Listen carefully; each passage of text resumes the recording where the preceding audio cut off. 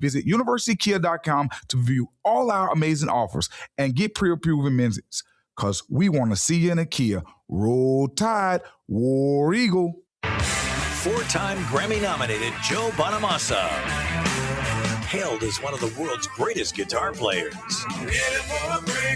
Blues rock titan Joe Bonamassa, performing live March 19th at the BBC Mark C. Smith Concert Hall. Tickets on sale now at Ticketmaster.com. Joe Bonamassa. Every show is a new experience. This will turn journalism on its ear. Watch our stream on WZZN TV on Twitch and YouTube. But you are the greatest hero in American history. We are 97.7 ESPN, The Zone. WZZN, Union Grove, Huntsville, Alabama. 97.7 ESPN, The Zone. This hour of The Drive is brought to you by Lynn Leighton Ford, located online at lynnleightonford.com. Welcome to The Drive with Wes Neighbors and Steve Moulton. Call into the Neighbors Wealth Management Hotline, 256-576-4977. That's how I roll. And I'm not going to drink and drive anymore. That's 256-576-4977.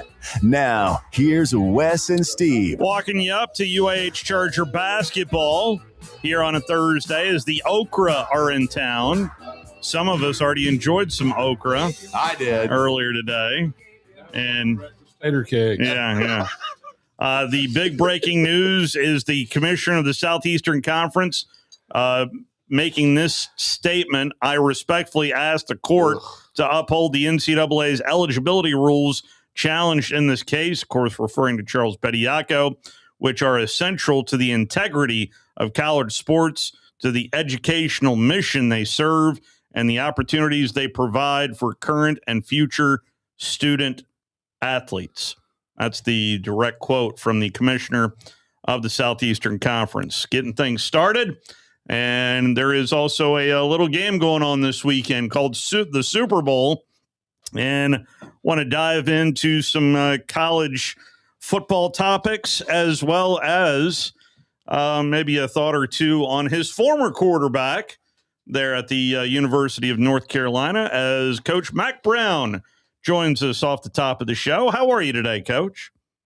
I'm great, Steve. How are you? Doing really well.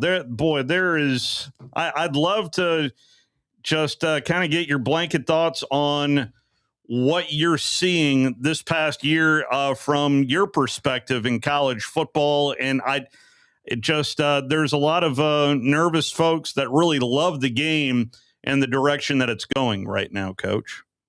Yeah, Steve, how long is this show? The floor is yours. The floor is yours. It might take about 3 months to get it down. It was really interesting, Steve. I was a head coach 36 years. I coached 50 years. And there were more changes in my last 4 than there were my first 46. Jeez. And we sat there one day and we said, we're going to do NIL. Well, we should have done something like that 10 or 15 years ago. We gave the players a $15 check, including myself, for laundry money is what we called it.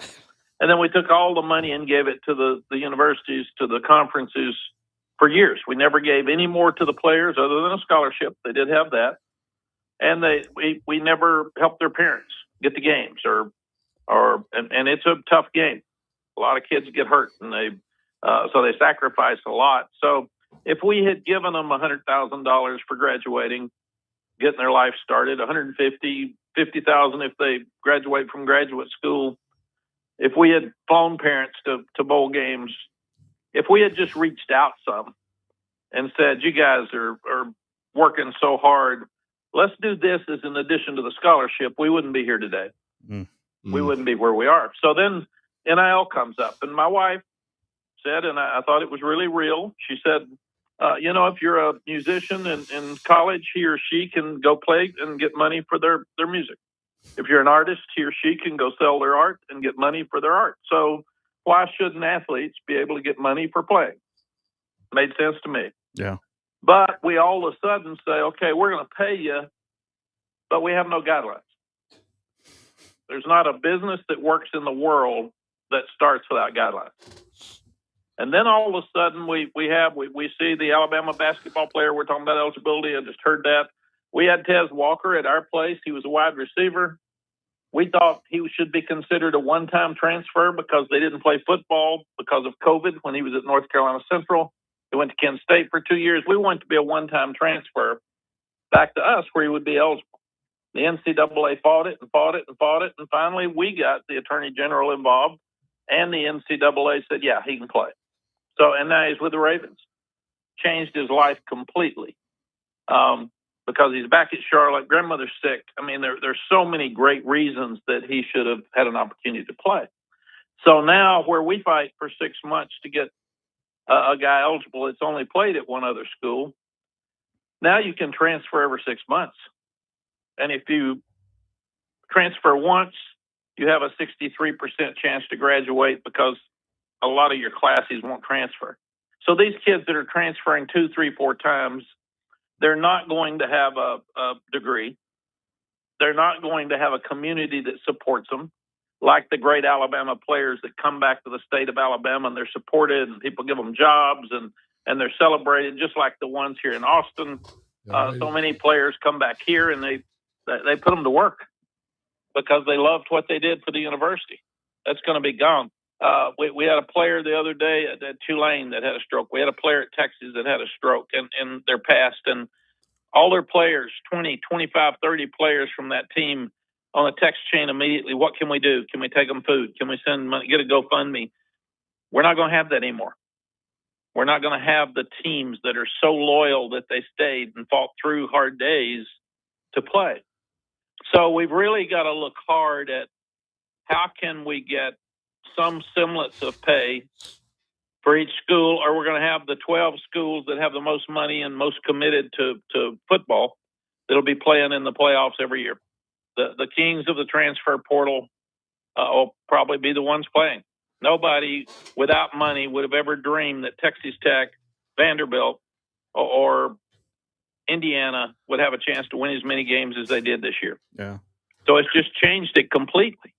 And we're going to lose. We'll have parity at the top because there's some great stories like those three, but there's a lot of teams that are just going to dry up because they're not going to have the money. And the other part is that the Olympic sports are really going to suffer. There's not enough money. We've got donor fatigue. I've got friends of mine that are saying, I'm going to get caller ID. I'm worn out, man. I can't give any more money. I've just given. Athletics directors have got crazy hard jobs right now. So we've got to get everybody in a room and figure this thing out for what's best. Some of the politicians in the states that have a lot of money, they don't want to change because they can go buy players. And the team that buys the most players, and you've still got to do a great job of evaluating. You've still got to do a great job of coaching. But you have the best chance to win if you're going to do a good job, if you can buy the best players. You know, Coach, today, before I came in into the studio, I saw an announcement. The SEC made over $1 billion. That's right. Sounds really good, right? Yeah. 65.5 million. That's a team. There's 6 teams. That's $1 billion. Not as much as you think, man. Right? When you got people paying $40 million just for their roster, football roster. Forget these other sports and what it costs to do. And that's revenue. It's not cost. No. And there's not anybody that I know, and especially coaches, that do not think the kids should get paid. I mean, everybody. But it's unhealthy. Number one, nobody knows what they're being paid. Number two, the tampering comes heavy with payment. And these kids that say, well, I've decided to go in the portal the last minute. Oh, and they have a little tab. Don't check with me. I already know what I'm going to do. I think that screams tampering. I mean, if you know what you're going to do before you go in the portal. Yeah. And again, what's healthy for kids? We're going to have kids on the back end without degrees that get more money that they really didn't earn coming in than they're going to earn when they get out. Yeah. They're not going to have degrees. They're not going to have a community, as we said, and some will be homeless. And I'm really, really worried about mental health problems. I'm thinking back to the debate day that of at least up on the Hill back on December 1st, when I heard Representative Chip Roy, a Republican from Texas, mentioning calling the even the SCORE Act a Band-Aid on a gunshot wound, Coach. But it does make me lend to think that some kind of commissioner, czar, I know we've talked about it, but I think it really needs to happen. Well, we need to have it happen only if all the other parties that have to sign off on this and have to be involved are going to get in the room and do what's best for this great game. What's best for the players, what's best for the parents, what's best for the boosters. We've got to include TV because that's what's paying for everything. And I remember when I became president of the AFCA, the American Football Coaches Association, one of the coaches sat in there and said, now, you're the head coach at Texas. Are you going to sit here with the 17 board members and do what's best for college football or do what's best for Texas? And it was a great question. And I sat there and I thought about it. And I said, you know what? My job in this moment is to do what's best for college football. And that may not always be best for Texas. And those are the decisions that are going to have to be made. And I think we should really clearly separate the divisions. We should have the Power Four. We should have the Group of Six. We should have FCS and have separate rules for each one of them. They're not the same game now because the amount of money that's being spent. There's a lot fewer chance for upsets now than ever before as we go forward because everybody's buying the Group of Six players to go to the Power Four. And we're hurting high school recruiting for sure because there's 10,000 plus kids in the portal. And how many of those are being run off? How many of those are not going to find a place to play? 40%, how many of those Coach. are not going to find a place that's good to play? So there's a lot of things that we've got to fix, and we need to fix them fast. On the subject of tampering, as we're talking with Mac Brown right now on the Neighbors Wealth Management Hotline, I can remember certain stories of a certain quarterback at North Carolina. Is there something you can tell me, and just in terms of what you heard from Drake May did come back for his senior season, but there was rampant speculation on the amount of money that Drake May was. You tell me, Coach, of what it was like during that time. I heard the same rumors you heard, and Drake came in to see me before I called him. He walked into my office and he said, listen, I'm really sorry about all those rumors out there. He said, I'm not going anywhere. The people have called, people have offered me money, and the number was right. It was public. I mean, it's a lot more than we were paying him. And I said, Drake, I can't pay you that much. We don't have very much.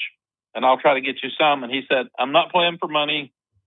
I'm not staying here because of money. I'm staying here because I committed to you and I'm loyal and I love this place. So don't worry about it. And I said, well, we're going to get you what we can.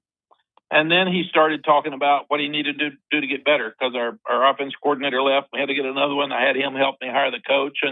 But he is that kind of person. It was tampering. That he had opportunities to leave, and he's just got such a good soul that he wasn't going to leave me. And now look at him getting ready to be the starting quarterback in a Super Bowl and can become the first quarterback since Tom Brady to win each of his first 4 career starts in a playoff, Coach. Yeah, that's pretty cool. It's interesting. He when we saw he was going to be a first-round pick after only playing for us for 2 years, I laughed with him one day and I said, how much money would we have to come up with, NIL money, to get you to stay? And he's got such a good heart. He smiled, and I said, we probably can't come up with $40 million. since our whole roster is $4 million. We're only $36 million short, and that wouldn't be paying any other player. So he laughed, but 21 years old, when scouts would come through, and you had Bo Nix, you had Jaden Daniels, you had Drake. There's some great quarterbacks in that year. And scouts would ask me, and I'd say, this guy's going to win a Super Bowl. And they'd look at you like, yeah, it's head coach talk. I got it. Sure. Yeah, sure. Everybody is. And I said, no, he is. He got to get with the right team. He got to stay healthy, got to have good players around him, get with the right coach. But he has got it. He is. If we had a chance to beat Clemson in a conference championship with him and fell short, but we never played great defense. It wasn't Drake. We had great offenses with Sam Howell and Drake May. And he's just a special human being. He's got great parents. His dad played at Carolina, and he actually was a GA for me my first year at North Carolina. He led the ACC in passing. Mark, he played a little bit with Tampa Bay, but had a bad shoulder. His mom was a superstar basketball player. And then his oldest brother, Luke, won a national championship in basketball at Carolina. His second oldest brother, Cole, won a national championship at Florida in baseball as a pitcher. His third brother played basketball at Carolina and hurt his knee. Now he's the head basketball coach at a high school in Charlotte. So Drake was raised with an athletic family that's got strong faith, and he's had to compete every day of his life. I laughed. I can just see him at the Thanksgiving table having to fight for a chicken leg or a turkey leg with all those older brothers fighting him. So he thought he would be the quarterback at North Carolina growing up, so it wasn't too big for him. He threw 5 touchdown passes in the first game he ever played. And then he came back, and right now on Sunday, he's already played this Super Bowl game in the backyard against the brothers. I mean, they have competed their whole lives, and he's confident. He's got so much class. He's very humble. He's humorous, but he will compete his tail off now. And they used to say, when you step across that line, you better get ready to compete. And that's what he does. How much of the Patriots have you watched this year, Coach? I've watched a lot since I wasn't coaching and because of him. And we have a player, Amari Gaynor, that's also on the practice squad. And we've got an ex-player that Chaz Surratt, that's a linebacker for Seattle and plays special teams. And Quandre Diggs played for us at Texas, and he's on the practice squad at Seattle after playing there for so many years. But I've watched him play a lot, and I see the same plays. The 3 key plays last week I thought were the flea flicker. Number 1, Josh McDaniels has to have great faith and confidence in Drake to call that play in a snowstorm. And he's got to have big hands. And they hand it, pitch it back, which is hard to do. He throws a strike in a snowstorm. It's just unbelievable. His instincts and toughness on the quarterback draw to find a hole and wait till the hole opens and go score when a lot of people were slipping. And then the last play of the game, I've seen him do so many times where he just fakes and outruns people because he's much more athletic and much faster than people give him credit for. And that's where I was going to go, is his legs, Coach. I've just, how big of a weapon could you think it might be Sunday against the Seahawks defense? Well, the Seahawks are so good on defense, they can't get behind the chains because it's hard to block those guys when you're on 3rd and long. So they're going to have to make yards on 1st and 2nd down. And then if you keep Drake in a 3rd and 4, 4th and 4 situation with his ability to have the accurate arm, the great throws, but if they're covered for a minute, he can make a rusher miss him, and he can get 4 or 5 yards very quickly. So that's where he can win the game. So I think that the key to it is the Patriots staying ahead of the chains and making sure they don't get in long yardage situations because Seattle's just too tough to block. One other thought on we've had 2 years of this expanded college football playoff, and Ohio State did it with a lot of draft picks. Indiana, probably not as many and not as big of a budget for Indiana. I'm like to get your thought on the 2 teams that have won the championship, Coach, and the different paths that they took. Well, you had COVID. You add the transfer rules now where you can play extra. You're going to have older teams. and that'll keep a lot of high school guys from coming in. That's what we said. And Indiana, they average 20-something years old, older than some pro teams. And then they say, well, there's no 5 stars. Well, people are trying to determine what a star should be for a player when he's in high school. That's 3-4 years different from when he gets to college. So I can understand why it's easier to evaluate a sophomore in college after playing a college schedule than it is a junior in high school. And that's why people are going to the portal, and they're finding that guy at East Tennessee State. They're finding that guy at Coastal Carolina, and they're seeing them after 2 years. It's kind of like your second contract in the NFL. But Coach Cignetti did a great job. If you look at what they did, they didn't have a turnover for 15 straight games. That's unbelievable. They had a turnover in their first game. They didn't lose a turnover in 15 straight games. Hasn't happened since like 2004. Unbelievable. They were best in the red zone. They had the second fewest penalties. I mean, they coached them down to the moment. And the thing that's so hard to do, and especially at a place like Indiana that hasn't been there, they played hard every week. They did not get complacent. So he has done a great job of getting the right guys that fit him, getting hard-nosed guys that play tough. They averaged over 200 yards rushing a game, which very few people did. And they didn't make mistakes. Most people will beat themselves if you just do what you're supposed to do and put that pressure on the other team. Well, and on the subject of expectations, this time a year ago, Texas was the target. It was just, and here we go again. I'm already reading stuff about this Texas team this year with a year of experience there for Arch and handling those expectations there. And nobody knows that better than you, Coach, in Austin. Yeah, it's different. They had a very young team last year. So unlike Indiana, if an older team's going to have an advantage to win, Texas had a lot of puppies. And they were kind of finding out who they were on the way, and they lost a lot of great players. And sometimes we can take a great recruit that's really young, and we just think he's going to take the place of that senior that's graduating with leadership. And it just doesn't happen. It happens over time. Arch had started 2 games, and there were 2 easy games that he could win before last year. And then he has to go to Ohio State for the opener, and they're just coming off the national championship. So it was not a good scenario for him. Now, Arch can handle the expectations, and people are asking about, what about Arch with the Heisman? Archie was in the Heisman race.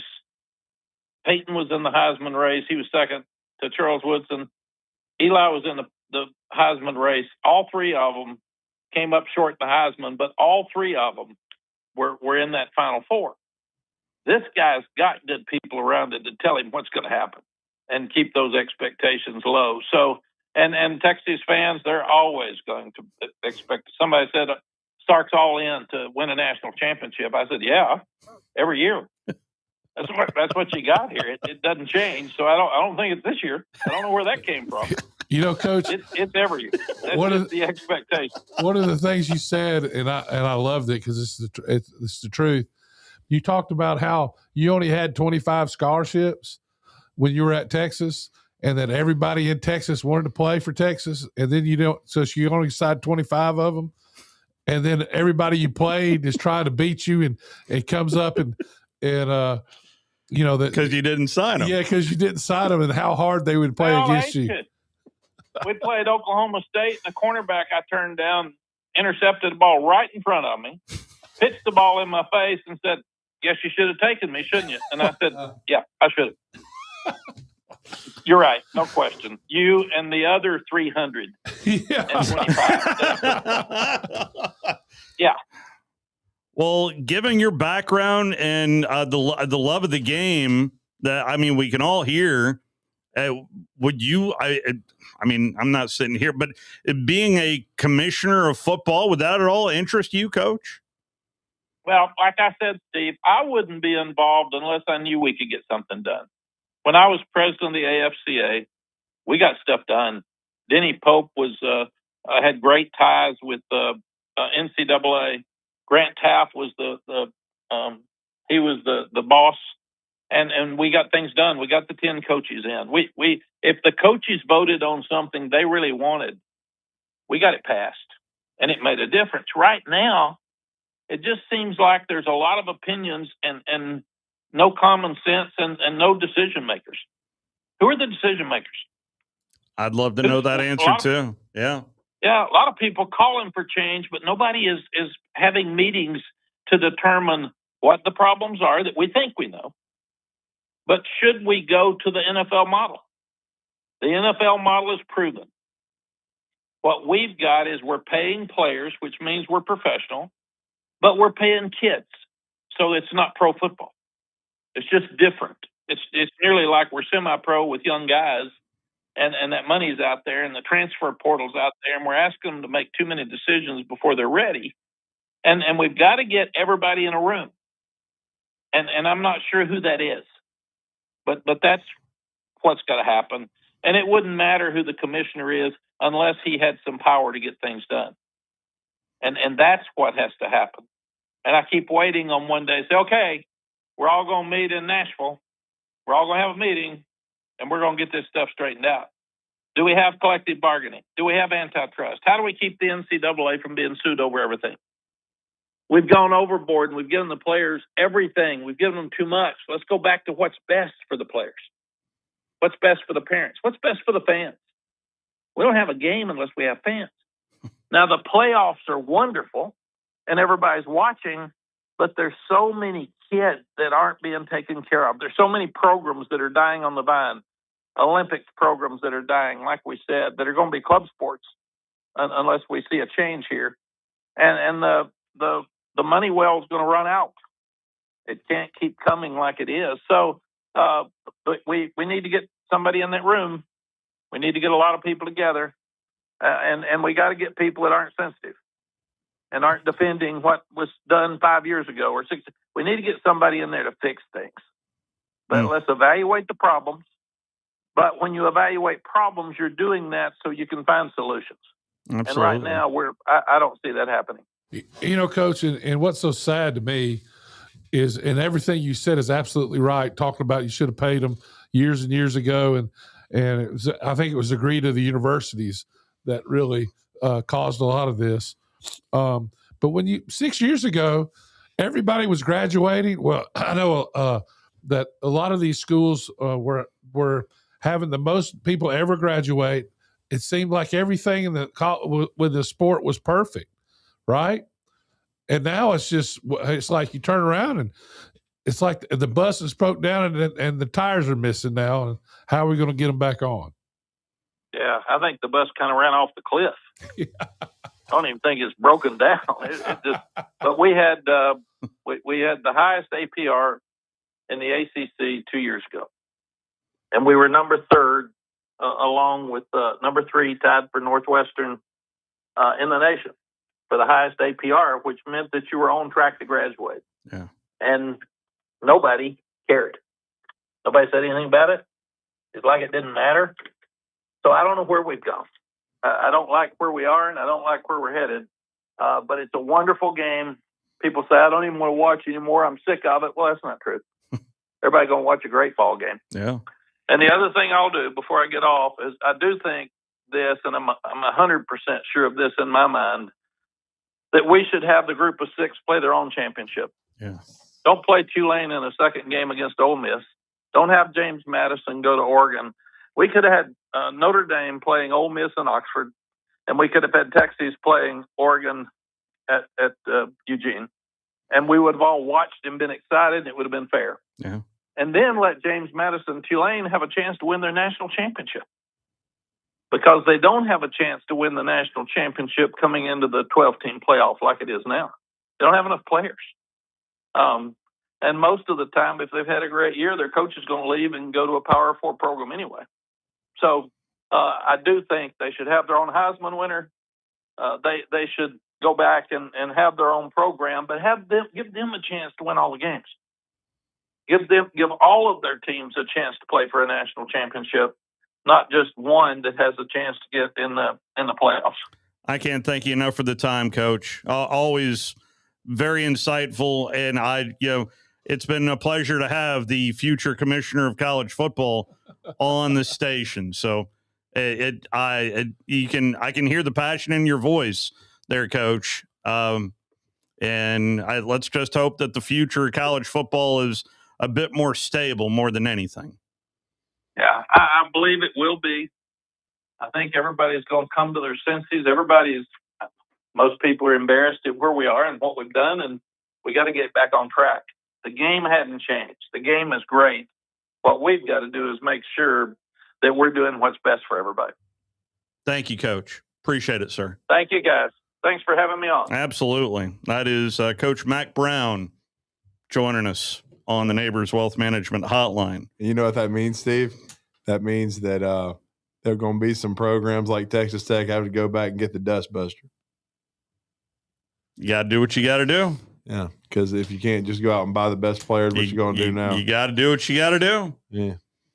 Let's trying right now, though, but they still didn't want to play. Let's take our first time out. We're going to go from Coach Mac Brown to Wimp Sanderson, the iBob, with a little more intrigue this weekend. I want to hear his thoughts on Buckyball. Well, that was last night. Yeah. We'll talk to Wimp Sanderson next right here on The Drive.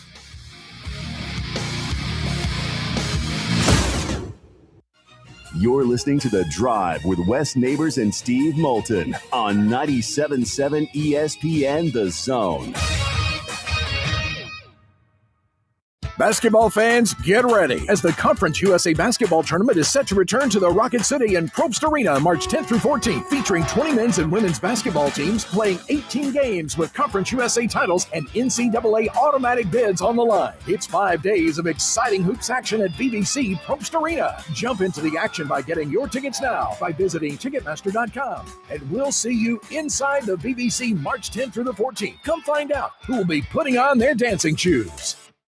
Since 1983, Berkshire Hathaway Rise Real Estate's Ann Adams has been your local go-to real estate expert in the area. As a buyer, you can trust Ann's in-depth knowledge of the local housing market to narrow available properties down to those you'll be interested in, saving you time when shopping for a new home. When you're ready to sell, Ann's expert negotiation skills will ensure you get a fair price and hassle-free experience. Call Ann Adams today at 256-337-2625 or email annadamsrise@gmail.com. Hi, my name is Dan Aldridge. I'm here to let you know about the Aldridge Law Firm and the soon-to-be-announced Legal Town Center. I've been practicing law in Alabama since 1984, and I also practice in Tennessee. And I'm from North Alabama, and I'm here to represent you and take care of your legal needs. For many of us, hiring an attorney is not high on the priority list, and maybe a little scary.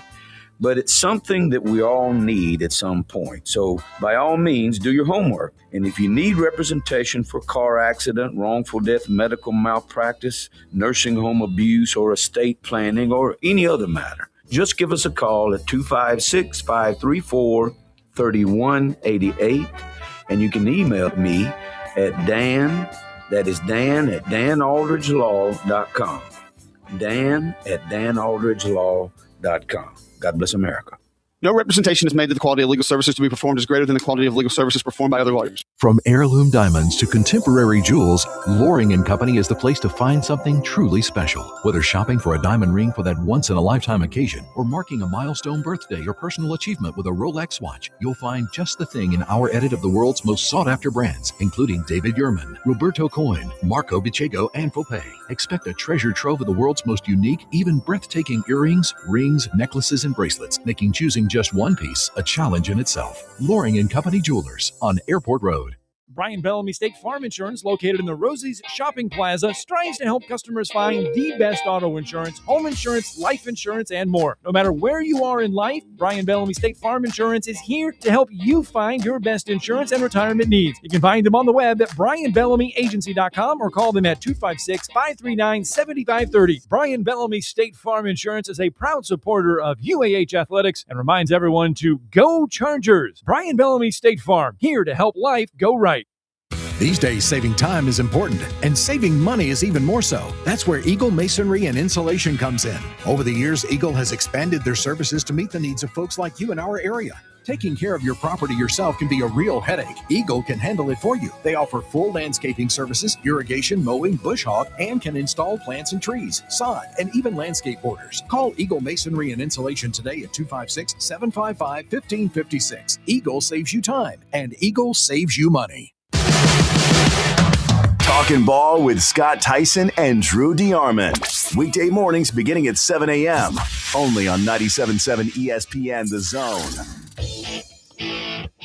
Back here with you on The Drive. West Neighbors, Steve Moulton and Drew DeArmond here on a Thursday evening. This weekend is the IBOB, the Iron Bowl of basketball.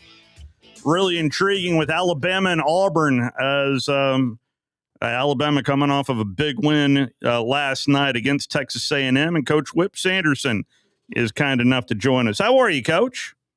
I'm doing okay, guys. Thank you for having me. Absolutely. Well, can't help but with the start of the defensive juggernaut that was Alabama Texas A&M last night for you, Coach.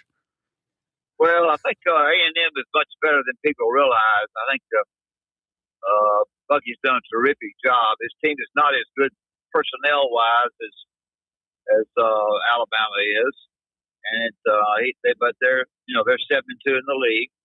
They play a good Florida team at their place. It's going to be a closer game than you think. I would be surprised to see A&M win it. I think A&M is playing very, very well. And Alabama came back from a tough loss, not a tough loss. But,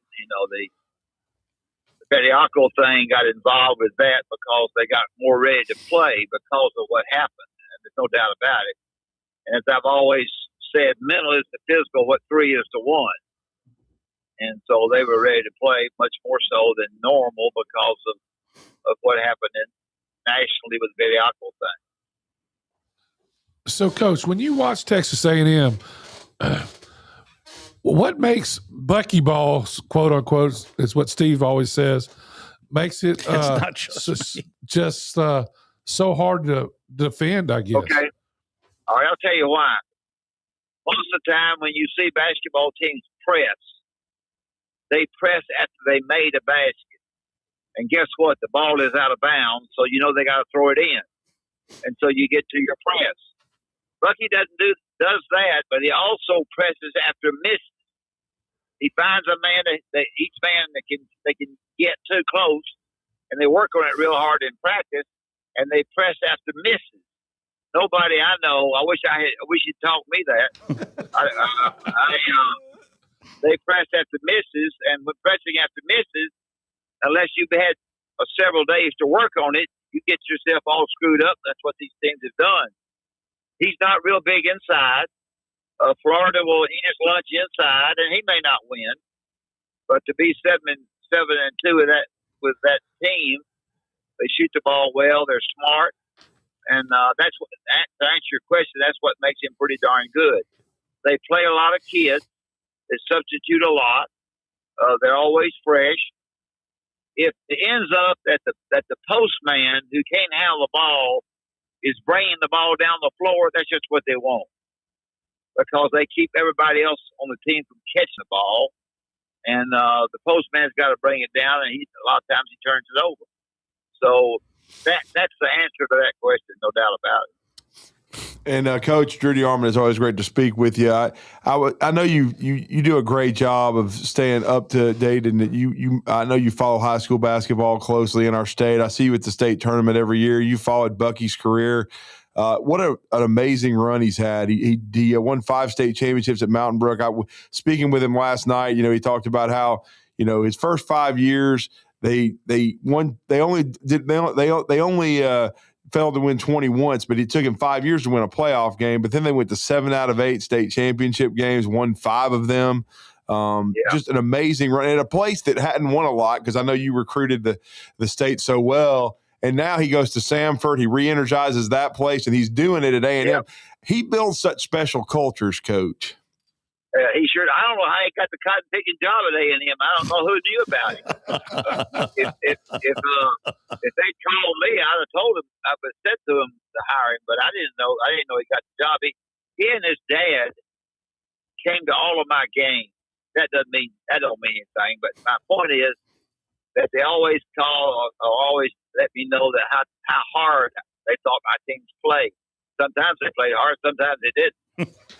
But he thought they played pretty hard, and so our basketball team, was our teams that he watched, and he did a really nice job. Mount Brook, he had better players than the opponents, but he also got to play a lot of people, and I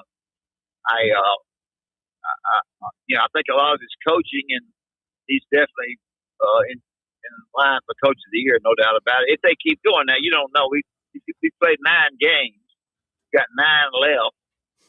He's got some tough games, and it wouldn't shock you to see him get beat by Florida. Playing at home, though, he beat Texas at home. The first time they had beaten Texas at home, I probably, you can check me, I'll probably be wrong, almost 20 years. Or so I had beaten them somewhere. That was a big win for them. Of course, when A&M and Texas get together, they got a mad on for each other.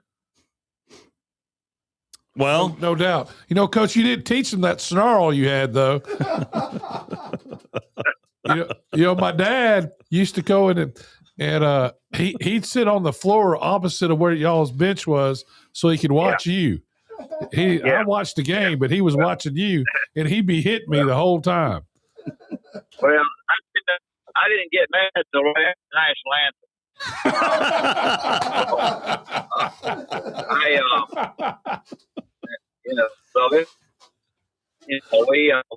We had really good players.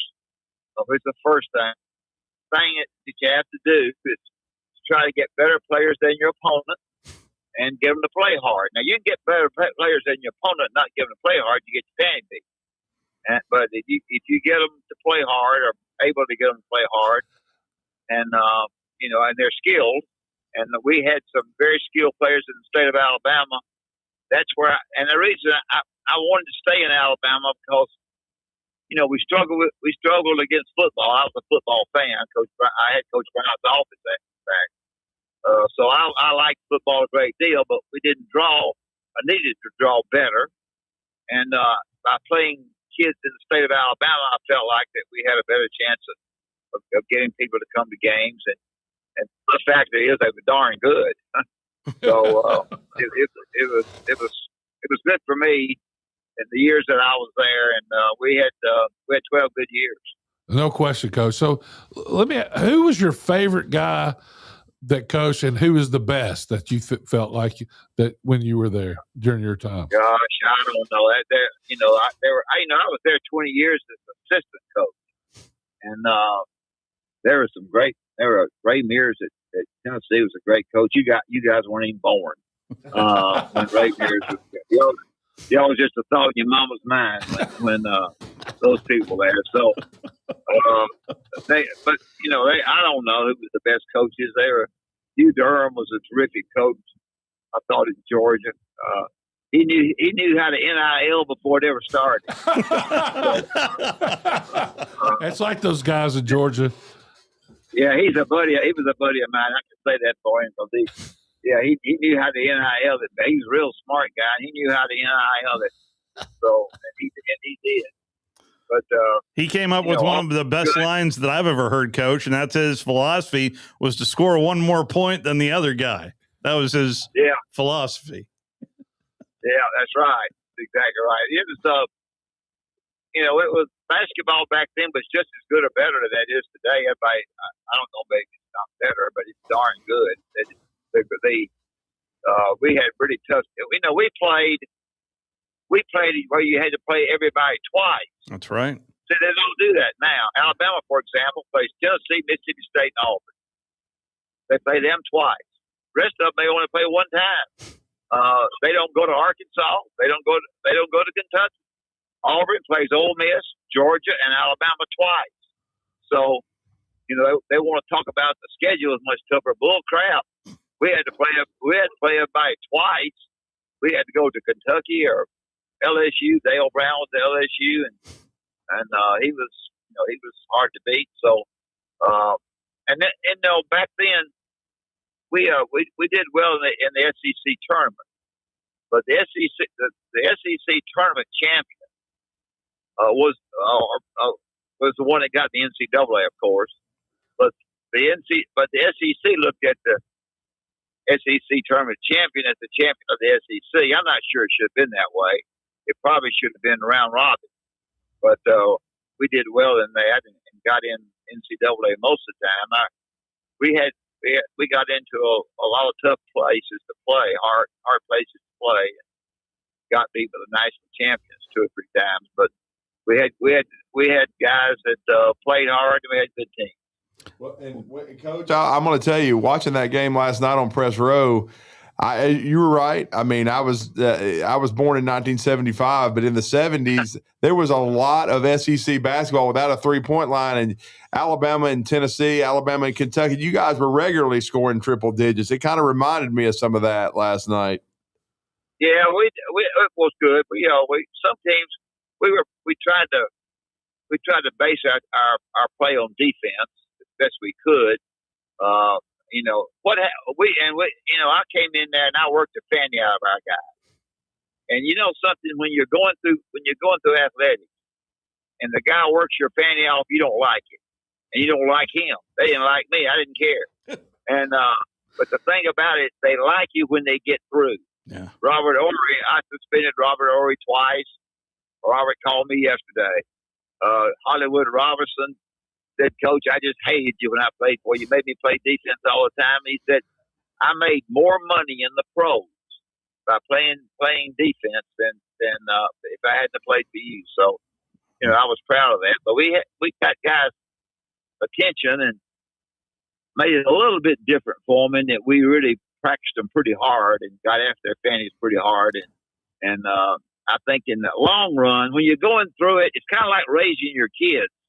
When you're trying to raise your kids, they don't like for you to be in at 10 o'clock at night. But when you get through with them and you have your own, and they have their own set, they're darn glad that they have their kids. They're darn glad you acted that way. So that's kind of the way it is in basketball. What do you think of the matchup we're going to see Saturday down on the Plains, Coach? This matchup. Yeah. Well, I think the one thing that people have to understand is, yes, it's important to shoot the three, but it's also very important to defend the three. Now, Auburn has gotten a little better defensively, but they're going to have to defend the three. Alabama shoots the three awfully well. They got in the corners last night and made some big shots. Auburn is going to have to defend the three, and the two big guys that Auburn have that score well are going to have to have good nights. Auburn's going to have to rebound with them. I think it's a toss-up game probably because playing at Auburn is not easy to do. They get on your fanny, and the Betty Alcohol thing will be big there, and there'll be a lot of chance and so forth. And Auburn has as good a chance to win as Alabama does. I just think that on Auburn's side, they better defend the three. Alabama shoots the three. They have more guys that shoot the three. They've got 4 or 5 guys on that team that can shoot the three. They're playing about 8 people now. Auburn has improved. Auburn going to Florida and winning was huge. Yeah. And going over to Ole Miss and winning was big. So they did lose at Georgia. I believe they lost to Georgia. And, they did in overtime. Yes. So they won. They played They played Ole Miss twice. They've already won at Ole Miss. They played Georgia twice. They won they lost at Georgia. They got to play Georgia home. Yeah. And they got these 2 games with Alabama.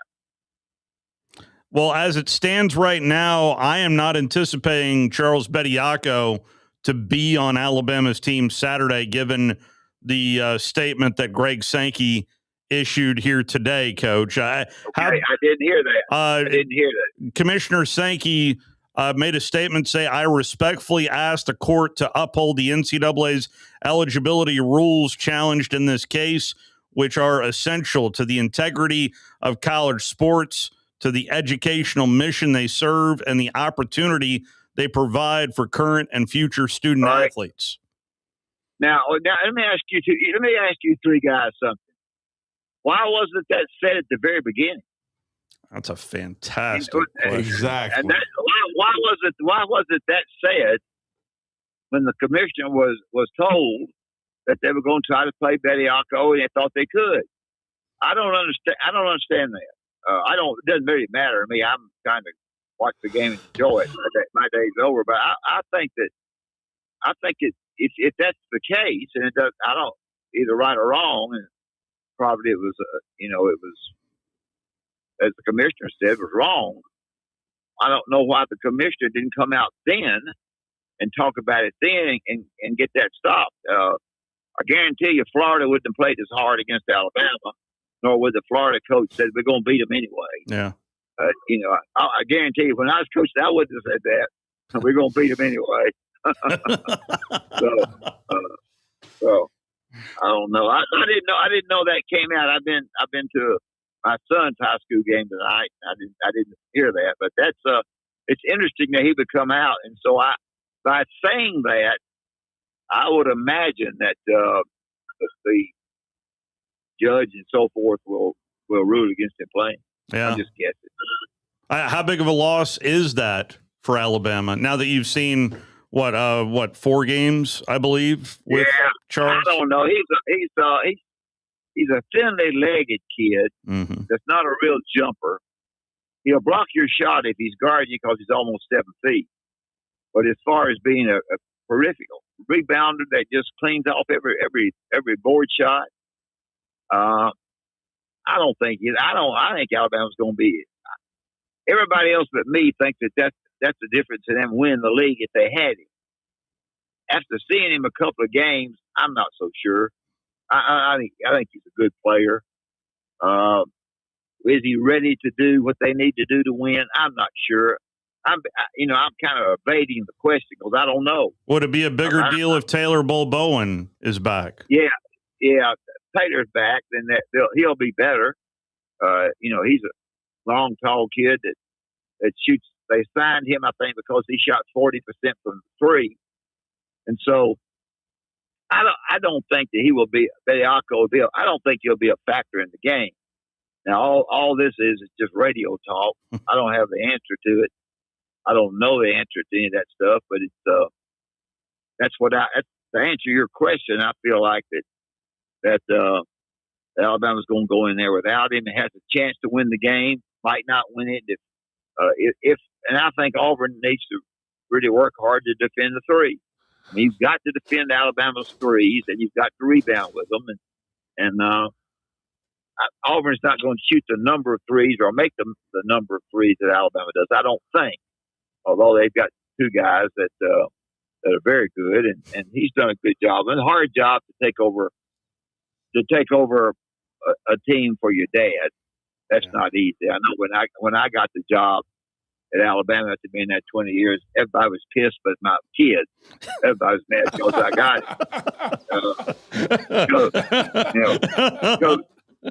Coach Bryant didn't want basketball. He had hired a guy who hadn't even been a college coach. So I talked about me.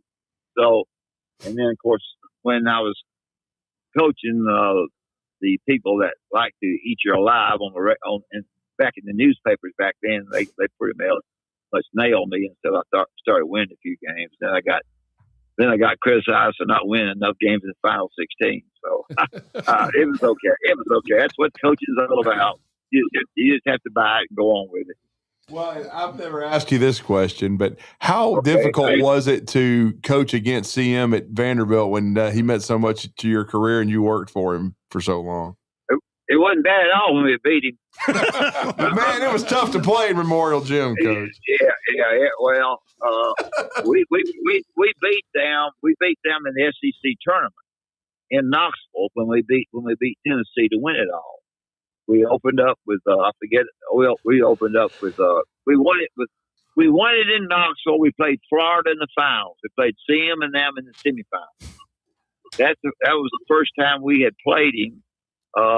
I think in the SEC tournament, we blew them out by 2 points or something, 4 points or something, and it was hard. It was hard. We got beat the year that we won the thing at Kentucky in a great game to go to to win the SEC tournament in Kentucky is almost impossible. Now, this day and time, you get to go to Vanderbilt, on a neutral floor. But we got beat pretty badly at Vanderbilt, my best recollection. And then we went to Kentucky.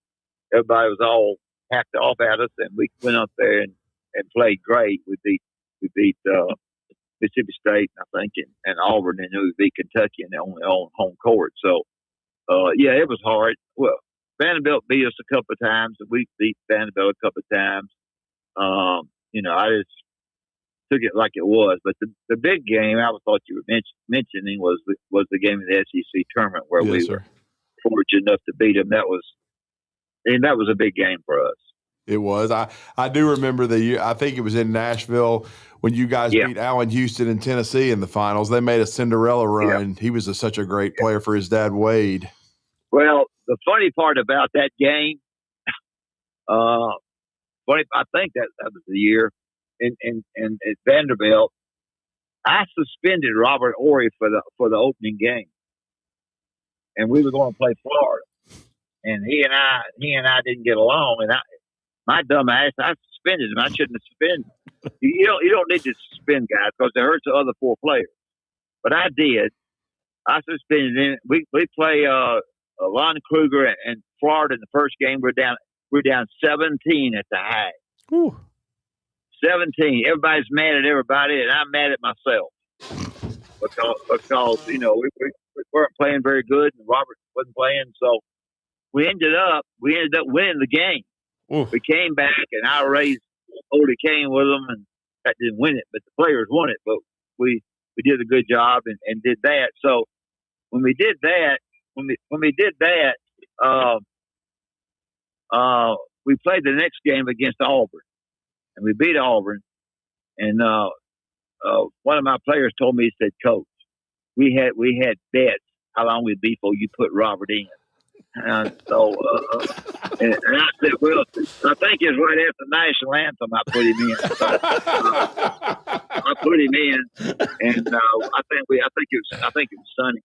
And then we played out of Houston's team in the final game, and we were really good, and we really played well to win there. We were fortunate enough that we didn't have to play Vanderbilt there because Vanderbilt would be a harder game there at Vandy than Tennessee. But Tennessee was good, and we were too. We were darn good, and our kids played really well, and that was a big win for us, no doubt about it. Coach, I can't thank you enough for the time as always. Okay. My apologies on breaking you away from some high school basketball. Go enjoy some high school ball. I had enough of it. Some guy behind me was hollering at the officials, and we were 20 up. So I'm going to get the crap out of there. Thank you, Coach. Thank you, Coach. Thank you. Wim Sanderson. Still so sharp. Oh, man. My goodness gracious. That's fantastic there from Coach Sanderson. How dare those fans yell at the officials? I don't know. During that time, it was fun. It was man. so fun. Some of my and his teams played so hard, and you see that some games from Alabama this year, but not all games. And I think it's almost they're trying to play too many people almost. Yeah. Does that make sense? And they've had so many guys hurt. Too. Yeah, they get hurt as well. And some of them are not exactly hurt. Whatever.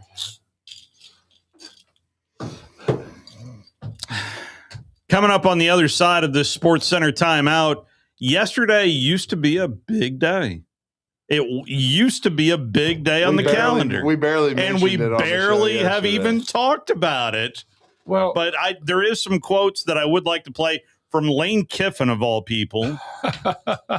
Let me say this real quick about Bediako. I don't think just because the commissioner says doesn't matter what the judge says. I agree. Right? I agree. I mean, so I think it's 50-50. I hope Charles is out. I don't care if he plays or not. I don't care if he plays or not, to be honest with you. Well, I think all of them. Anybody that's was professional and from overseas or here should be playing. And how do you let some of them play and not the others? That's what what are the rules? Well, that's why I took umbrage with this young man from this media guy from Nashville on our 977 ESPN feed. He said, this clown show has to stop. Alabama shouldn't be able to play pros. And I'm like, so is Alabama the only one that plays pros? Answer, no. So why are you singling out Alabama? You know what I'm saying? I don't understand that. We'll be back.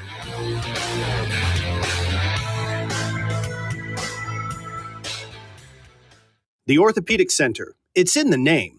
TOC, the premier choice for all your orthopedic needs. With over 40 physicians and 20 centers of excellence, TOC is the name to trust for complete, expert orthopedic care.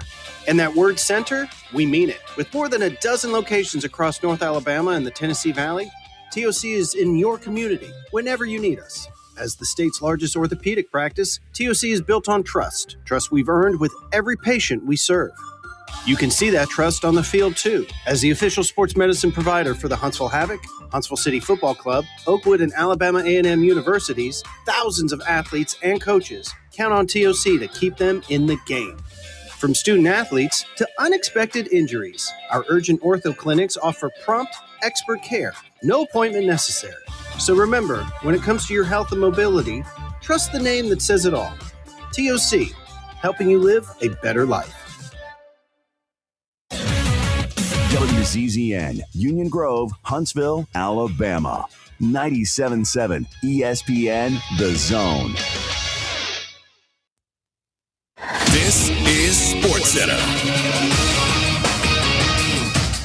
I'm Christine Lisi. Unlike he'd hoped, Giannis Antetokounmpo is not going anywhere. The Bucks have been listening to offers from serious teams, but didn't feel a sense of urgency to make a trade, so Giannis is staying in Milwaukee. The sides will revisit a potential deal this offseason, explains ESPN NBA reporter Jamal Collier. Biggest thing for the Bucks, they're going to have more draft capital going forward in the offseason to potentially trade. They're going to potentially have a good draft pick of their own if they can. If they're currently out of the play-in tournament as well. They have not given up the idea of salvaging the Giannis era here in Milwaukee. Antetokounmpo does expect to play this season once he recovers from his calf strain. Like Giannis, Ja Morant staying put. Multiple teams were intrigued by the Grizzlies star point guard's talent, but none were willing to make a serious offer for him. Morant is currently sidelined with a UCL sprain in his left elbow. The Knicks acquired point guard Jose Alvarado from the Pelicans. This in the wake of New York guard Miles McBride undergoing core muscle surgery and is expected to miss significant time. His status for the playoffs uncertain. Tigers star lefty Tarek Cooper won his arbitration and will be paid $32 million this MLB season. How this decision impacts the future of Scoop is unclear. That future clouded by questions about the Tigers potentially trading him before he becomes a free agent after the season. College basketball in the first half. Number 2, Michigan leading Penn State 29-12. The SEC is distributing more than $1 billion to its 16 universities for the 24-25 fiscal year, which ended last August, a $72.4 million average per school.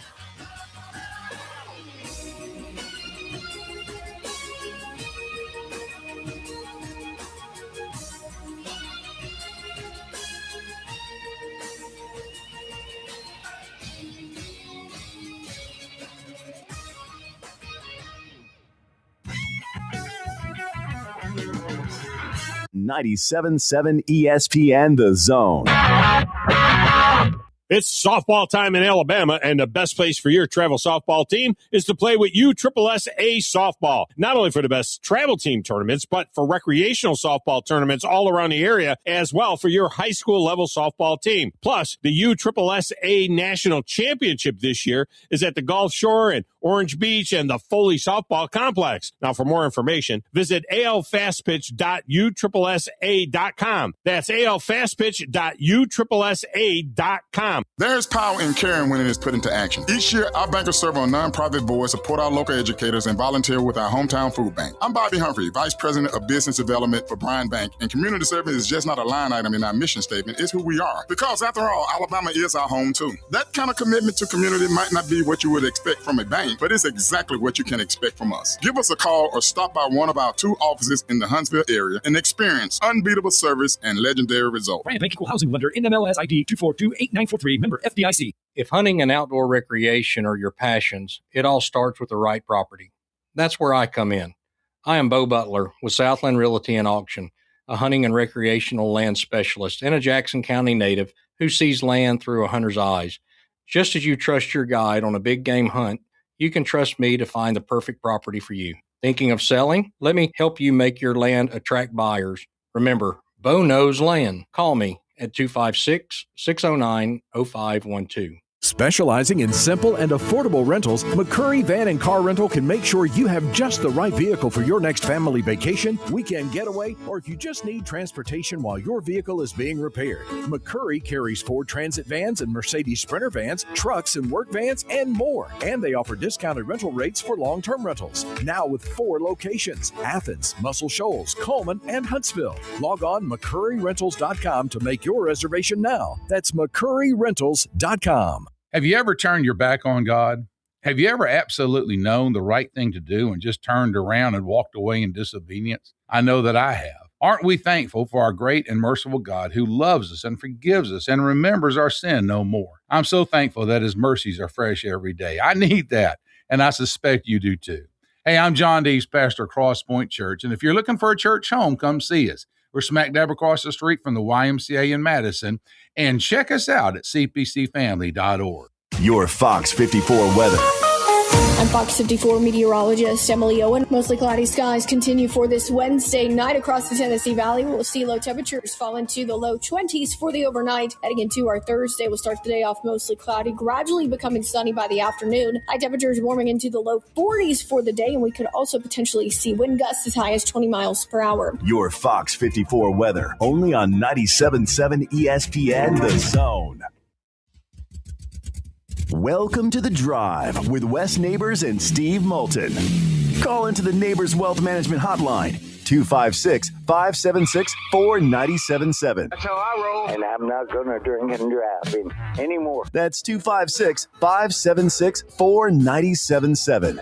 Now, here's Wes and Steve. We have been rather guest heavy with Mac Brown and Wimp Sanderson in hour number 1. You've had quality and quantity.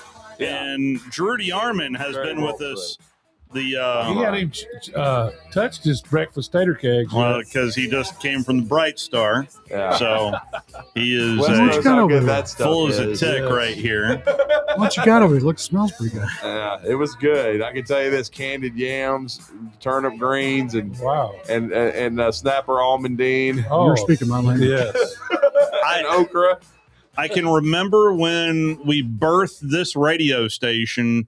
One of the bigger days was the first Wednesday in February. We would have a show that would last all day. Yeah. And we called it National Drew DeArmond Day. Yeah, I'd be on the air like 4 hours that day. Minimum. And here we are, some cleanup here and there. Yeah. But it is more about the portal, at least from what I'm reading. It is, and we talked about it this morning, and we're proud for him. We all know what a great sponsor Bryant Bank is, and what support they give high school athletics and this radio station. And 100%. Their president is Ken Watson, who Wes knows very well, and Kenny was a great player at Lee in his own right. And his son Ben is a starting safety for Huntsville High, and he's committed and signed with Samford. Nice. And I had heard, from Ken about a month ago that there was a good chance this would happen. And don't forget, there's a new era going on at Samford. John Gross, That's right. Who was the coach at Jacksonville State, did a great job, got him to the national championship game, and was a great high school coach, at Moody, Oxford, Albertville for a year. I mean, he did. I think Spain Park, he reached the Super 7, maybe in the Super 6 back then. I don't want to age Coach Gross, but it's about to be the Super 6 again. But he was at Clemson with Dabo the last few years, and he's brought a cavalcade of folks with him: Andrew Zhao, Paul Tyson. Right. I was really excited to see that hire at Samford. Yeah, I mean, it's a great hire. There's a lot of familiar names that are going to be on his staff, and it's a great opportunity for Ben. Ben was basically a 3-year starter at Huntsville, and I thought their defense this year was the best in over 10 years that Huntsville had. They were 2 or 3 plays away from being 9-1 and region champions, and Ben was a big part of that. He's a really good special teams player. I can hear Sparkman fans talking to the radio right now. Yeah, I mean, it was, they had a great game with Sparkman that went the Senators' way, but it could have gone either way, and then they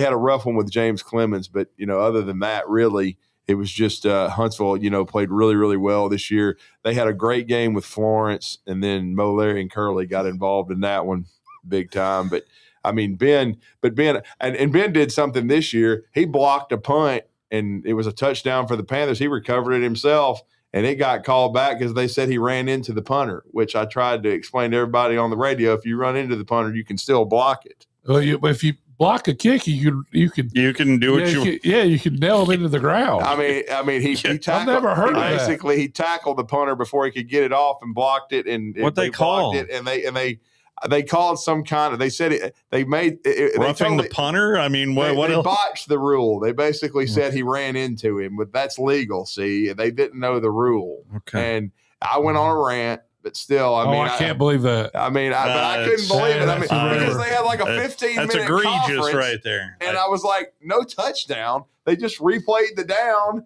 and Huntsville got the ball and then ended up scoring anyway. But, I mean, and they won the game. But Ben was a good player, hard-nosed kid. And he's going to get a great opportunity. And it's good to see because like y'all were referring to, it's hurt high school kids in recruiting. And Bob Godsey has talked to me about that many times, about the portal and NIL, and how if you're not a 5-star or a 4-star player, it hurts you because you don't get as much attention. Yeah. But I was happy for Ben. Well, I did listen to quite a bit of Lane Kiffin yesterday, and I would implore, if you're an Ole Miss fan, don't listen to it, because I took a couple of things as a jab towards his previous employer. Surely he wouldn't do that. I'm gonna tell you, you go look at what Ole Miss did this year in recruiting and in the portal.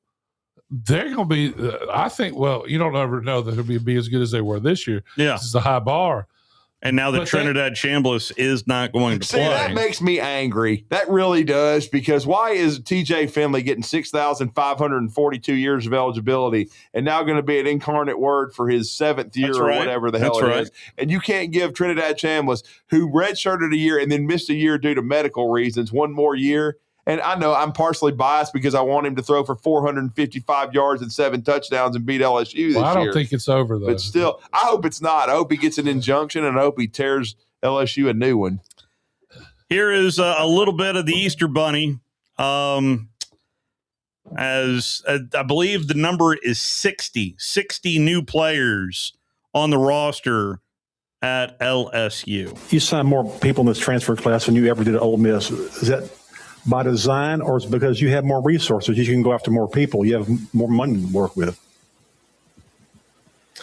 Well, I think the number thing was a lot because you have the coaching change. And I think as you study around the country, but the SEC, there was huge numbers where a coaching change happened because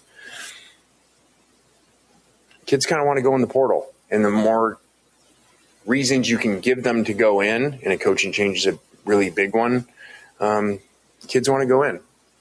Gets attention, puts them in an open market.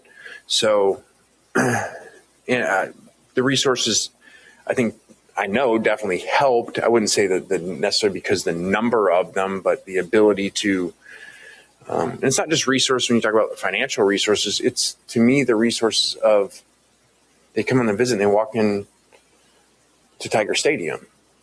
And it's LSU, and they see all the great players that have played here before, and they see the magnitude of the place. And I know I said it, and now it's like floating around here, but as they come to visit, they say the same thing. Like a lot of times in that Sunday meeting, that final meeting that you have with them, what you like, they're like, it's just different.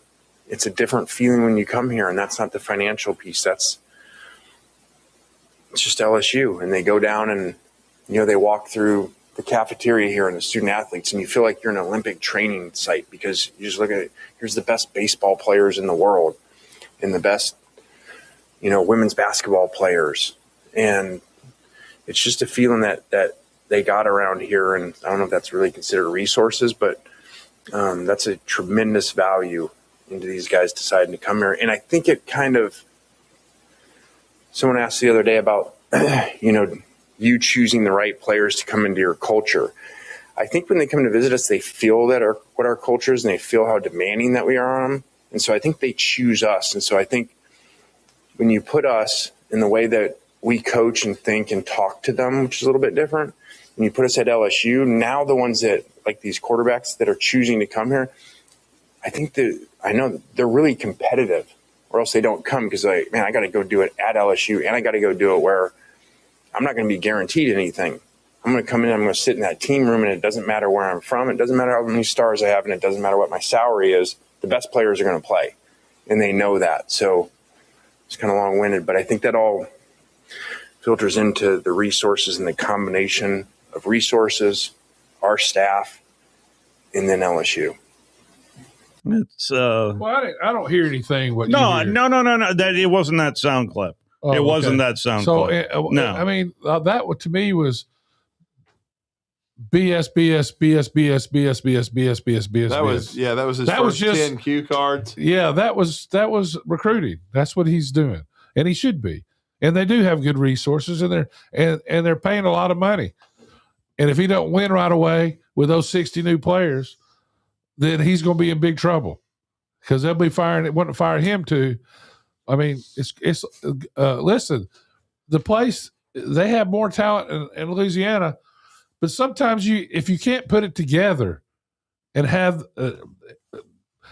the place is different. They're not going to be all pulling for I've seen they'll be fighting in the stadium. They fight amongst each other. Yeah. It's crazy. Yeah. But it is fun. Yeah. I mean, it's a carnival. Yeah. And they got 100 and something thousand people there. And yeah, I mean, it's a special place, but they have trouble winning sometimes. So, because there's a lot of distractions there. A lot of distractions. And I pray he gets fired. Come on now. Come on now. I just pray he fails. So I don't think it's automatic that he wins there.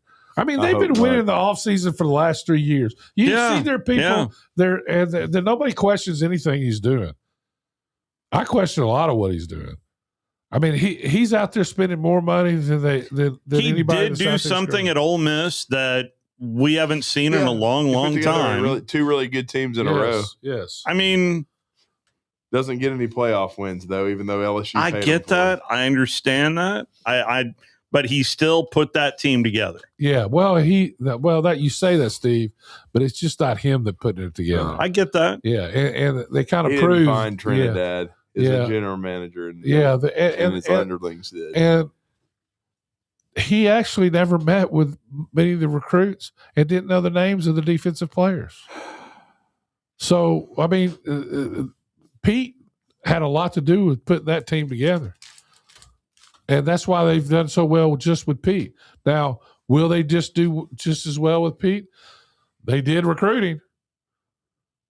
I would argue that they have the best recruiting class of anybody in the country. Is Ole Miss going to have a better record this year than LSU? They could. Absolutely, 100%. Without Trinidad Chambliss, that's somewhat changed, but LSU doesn't know who their quarterback's going to be either. Well, it's the transfer. You think he will be? Yeah. Still coming off of an injury. Yeah. Yeah, but you just don't know. I mean, Sam, give me a Nussmeier. Trinidad Chambliss didn't start the season as the starter. That is correct for Ole Miss. When we were in Atlanta, it was all about Austin Simmons. Yeah, Austin Simmons. Austin Simmons. It was the first game, and he got hurt. And now Austin Simmons is at Missouri. Yeah, and Austin Simmons is a good player that will do well, I think, at Missouri. But you just never know how.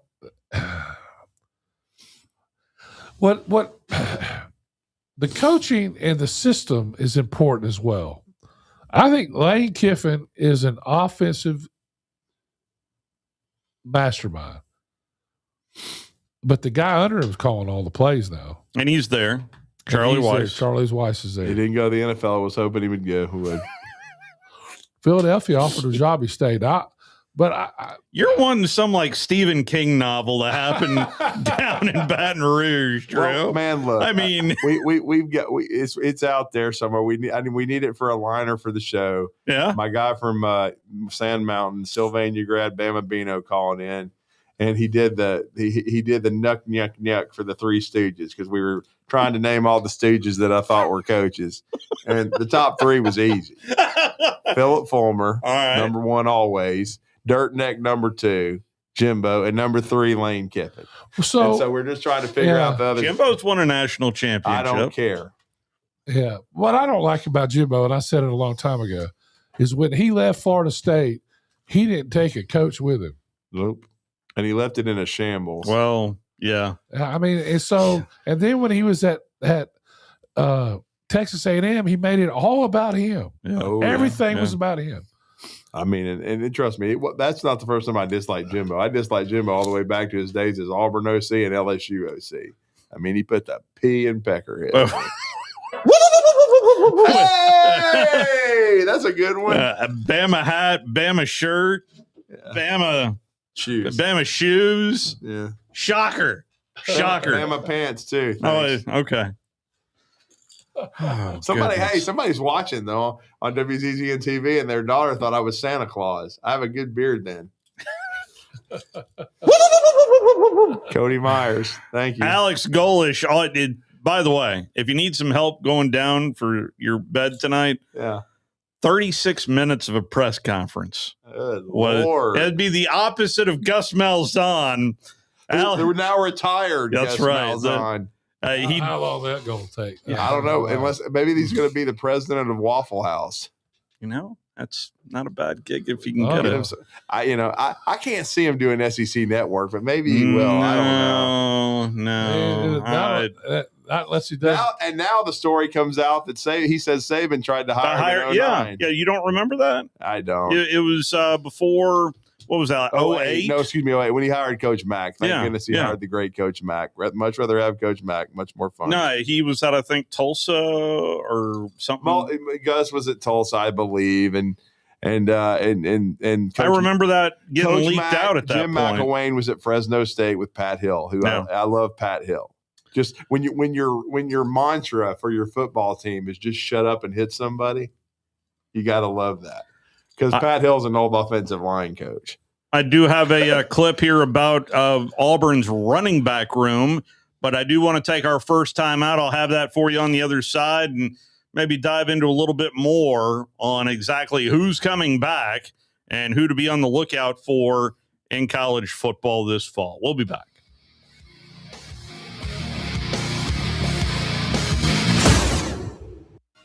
You're listening to The Drive with Wes Neighbors and Steve Moulton on 97.7 ESPN The Zone. AL cert number 21014.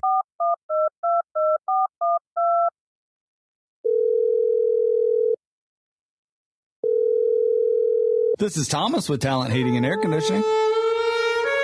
Thomas, I need you guys to light my flame sensor. Excuse me? Yeah, my gas valve's not flowing, buddy. What do y'all need over there? Oh, I need you to exchange my heat exchanger. You don't have to speak the love language of a furnace to call Talent Heating and Air Conditioning. We can come out and do a $49 tune-up, and you'll get savings off of that, and we'll be able to figure out what's going on with your system. Can you keep my flame lit this Valentine's Day? We can definitely keep your flame lit. Who do I gotta call? Call Talent at 256-503-4490. Come on, baby, light my fire. That was weird. It's Talent Heating and Air. They're live, they're local. Give them a call today. Since 1983, Berkshire Hathaway Rise Real Estate's Ann Adams has been your local go-to real estate expert in the area. As a buyer, you can trust Ann's in-depth knowledge of the local housing market to narrow available properties down to those you'll be interested in, saving you time when shopping for a new home. When you're ready to sell, Ann's expert negotiation skills will ensure you get a fair price and hassle-free experience. Call Ann Adams today at 256-337-2625 or email annadamsrise@gmail.com. By now, you know about Eagle Masonry and Insulation, and maybe you know that Eagle also does landscaping and dirt work. But how about after paint work? Shower doors, shelving, and mirrors, all taken care of by Eagle, the same Eagle that takes care of all your masonry, insulation, and landscaping needs. Eagle brings the same level of expertise to all these disciplines, and they're ready to provide you with a free quote. The website is the same, insulatewitheagle.com, as is the phone number, 256-755-1556. Give them a call and see what Eagle can do for you. Eagle saves you time. Eagle saves you money. Tom Luganville here for my friends at the service department at Woody Anderson Ford. When you need service on your vehicle, whether it's a Ford or any other make, you want to get into Woody Anderson Ford where their expert service technicians will get it diagnosed and repaired right away, the right way. And while you are there, check out all the new and pre-owned vehicles at Woody Anderson as well. They are ready to make you the best deal possible. Visit Woody Anderson Ford today. Woody Anderson Ford on Jordan Lane in Huntsville, Hughes Road in Madison, and online at woodyAndersonFord.com.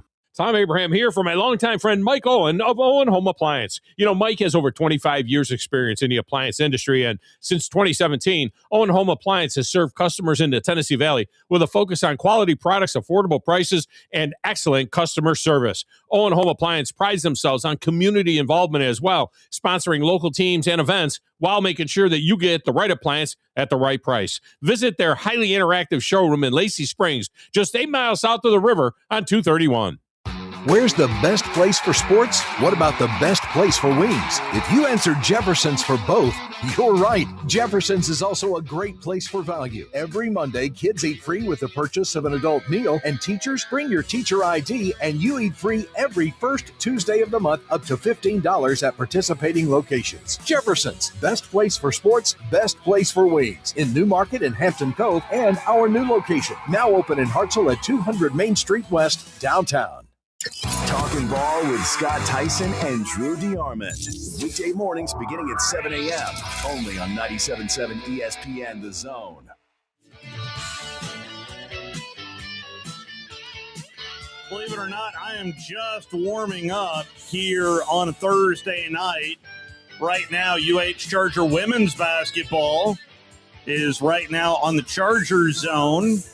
As soon as we're done with this segment, if you missed a conversation that we had with Coach Pendry back on Tuesday, going to re-rack that conversation for you to give me enough time to mosey on over to Sports Med Arena. We've had some really good interviews this week. We have. Yeah. We have. Yeah. Very insightful was Mac Brown, and I mean, hard to get better than Wimp Sanderson. Yeah. We didn't have to. We asked Mac Brown 3 questions. He takes the ball and runs with it. Definitely be involved with however they fix this. Yeah, no, I agree. A lot of opinions. He's still very sharp and very involved and knows exactly what's going on. I mean, look, he needs to be involved. He wants what's best for the sport. Yep, you can hear it in his voice. And giving them bonuses to graduate and all that. That's a great. I mean, that changes the whole. Yeah, you know, he's not full of you it like should be able commissioners. to. I don't care if your coach quits or whatever. You shouldn't be able to, but to move 2 times. Yeah, that's it. That's it. I would say the one caveat to that I may entertain is if your coach leaves. Yeah, I don't care. But if you have to leave 2 times, you better pick better. I mean, it's not like you know what I'm saying? Yeah. They don't need to be any more TJ Finleys where you're just dotting the United States of America. JT Daniels, that statue is still going up there between the hedges. Heck, and the only reason he's staying, it is surprising to me with Trinidad fighting so hard because I would think with good workouts he could sneak into the first round, at least be a second round pick and be the 3rd quarterback. But it just shows you how much money, and it is kind of obscene right now how much money these quarterbacks are being paid at certain places. Right now, But Trinidad did show Lane Kiffin that you can win a playoff red game. shirt though. I don't understand it. I don't know all the facts of the case, but it seems pretty simple. It does. He was given a medical red shirt. Was he? That's what I read. Yep. That he was actually given a medical red shirt. He was just trying to anyway. Yeah. Alex Golish was asked about the running back room at Auburn. Justin Ferguson, Auburn Observer. You guys got Jeremiah Cobb back, and then you went out and added 3 more guys who were number 1 running backs for their teams. Just can you explain a little bit more about building the depth that way and getting several guys that were feature backs in their old schools to come here and play together? Yeah, absolutely. That's a spot that you knew you had a guy in Jeremiah who had a phenomenal year a year ago. But it's a spot you got to have multiple guys that can do it. We're going to run the heck out of the ball. We've done it for as long as I've been a head coach and coordinator. That's where it all starts offensively for us is you got to be able to run the football. And I don't care what league you're in. You need backs that can run the ball. The experience piece helps you in so many ways. That position, there's so much that goes into it. The pass protection part, you can't. The time on task and the reps, in-game reps, speed of the game reps, you can't substitute. And the pass protection part is such a huge part of playing running back. You're a huge part of protecting the entire franchise every single time you decide to throw the football. So that's where the production that we were searching for came in. And guys, there's 3 guys that came in from 3 different places, 3 different styles of play. That was the other thing that we were looking for. We were looking for different types of backs than what we have here. We wanted some size there. We wanted some speed there, and we found it. And that's a little bit of Alex Golish and what he had to say specifically on the running back room, as there's quite a number of new faces down on the Plains, and even the starting quarterback is someone who, if you follow Alex Golish, they've got the center coming back is transferred from South Florida up to Auburn as well. So you got both the center and the quarterback coming up. Just download their media guide, bro. I'm talking about South Florida. They got enough of them. They got double-digit guys going to Auburn from there. And you would expect it. They trust the coaching staff. And, and I thought Cobb had a really good year. He just didn't get a lot of credit because it was the village of the inept. So what I saw a bunch of talk about their offensive line that they have coming in from all over. That's where they spend a lot of money. Yeah. So who are the guys they got? Are you familiar with that, Drew? Well, Steve was just referencing the center. They got the starting center from South Florida, who's a good player. I believe they also got at least Steve, one of their O tackles as well. Yeah, that's right. I mean, I'll be the first to admit I haven't studied a lot of people's portal classes. I've studied Bama's a little bit, but I mean, you're going to have to study everybody's because everybody's having tons of turnover. But they both Alabama and Auburn. Honestly, Alabama, you could say will have 4 new because Carroll started quite a bit late. But Auburn's going to have 5 new guys because Xavier, Matador Chapman, he went to Florida State, and I hope Alabama can take advantage of that since they play the Noles. The third game, and he struggled at Auburn in pass protection big time, especially against high quality competition. But yeah, I mean, I think Auburn and of the incoming transfers, I just pulled up the 247 class. Right, TJ Hendrick is a transfer from Ole Miss to Auburn. He's a tackle. They signed a kid from Miami too, after the guy from Ole Miss didn't start though, right? He did not start. Okay. Jacob Strand is an offensive tackle coming from Oregon State to Auburn. And just trying to sift through the offensive linemen, since that's what you asked about. Stranton Ranmel is an offensive tackle from Michigan State. Start. Now, Ranmel, his father played at Bama. But he played at Thompson High School for Mark Freeman. They moved from up north in the New Jersey, New York area. He played at Thompson for a couple of years, and he went to Michigan State. And then they got Pat Fitzgerald as their coach, and he's coming back down south to play at Auburn. Joseph Simmons, he's probably a right tackle, is a tackle from James Madison. He might end up being the left tackle. And Jack Lehrer is a Stanford transfer along the offensive line. Yeah. And so that's... I always say, what do you have to be careful when you got people from like offensive linemen coming from James Madison and places like that, is that the competition is not even close to what they see in the Southeast. Not even close because, Werewolves. Connor then played in that league, and that would be the biggest difference in the offensive lineman. And we saw that in the first year with Hugh Freeze, having all those guys come from the power, I guess the lower 4. Mm-hmm. That's right. He would routinely bring in guys from Group of 5, and they had trouble with that. That adjustment just wasn't immediate.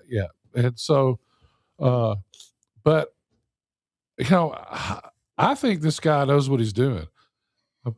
I mean, Golish has been very successful. No, if you listen to his press conferences as much as it would probably not make you nod off a little bit, it's very well thought out and just you can tell he's very detailed oriented. Oh, yeah. So, it's going to be interesting to watch. I mean, it's every year is like they're starting. It's like they're starting a new league. Almost. It really is. I mean, the amount of changeover. I mean, how can you know what the culture is going to be like at LSU when you got the 60?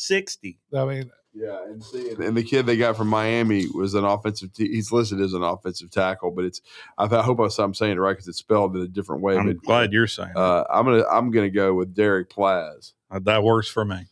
And so he's coming over. He's come over. Finally, I wanted to end with this. Christie's are going to auction off 350 items from the late Indianapolis Colts owner Jim Irsay, who had a legendary collection. Oh, Lord. And I'm telling you, if you had an opportunity to buy one of these items, I want to know which item it would be, and you feel free to hop in. We had a preview of this on The Point with Bill Crawford. Oh, did you really?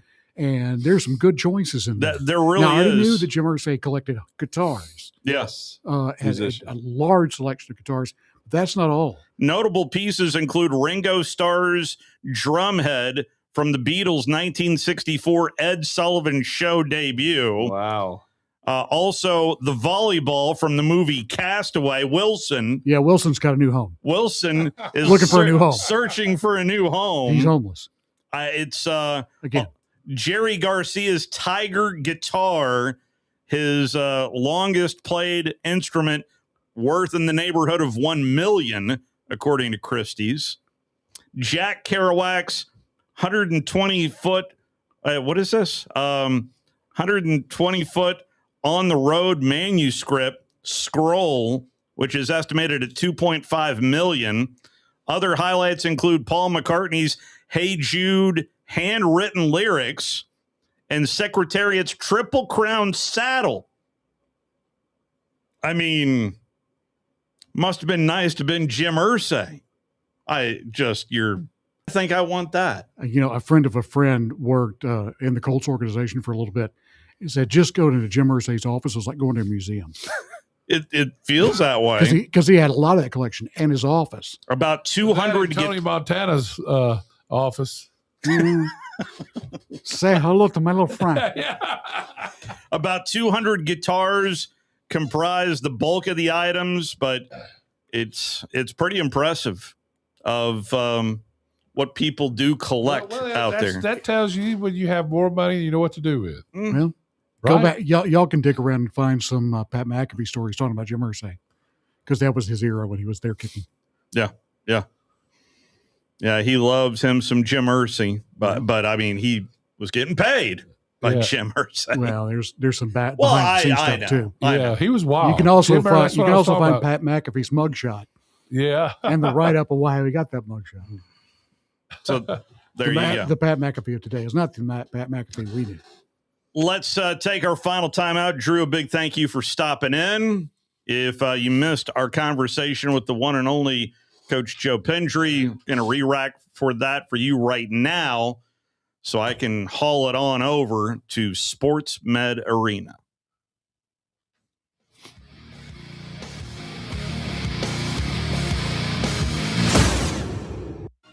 You're listening to The Drive with Wes Neighbors and Steve Moulton on 97.7 ESPN The Zone. Basketball fans, get ready as the Conference USA Basketball Tournament is set to return to the Rocket City and Probst Arena March 10th through 14th, featuring 20 men's and women's basketball teams playing 18 games with Conference USA titles and NCAA automatic bids on the line. It's 5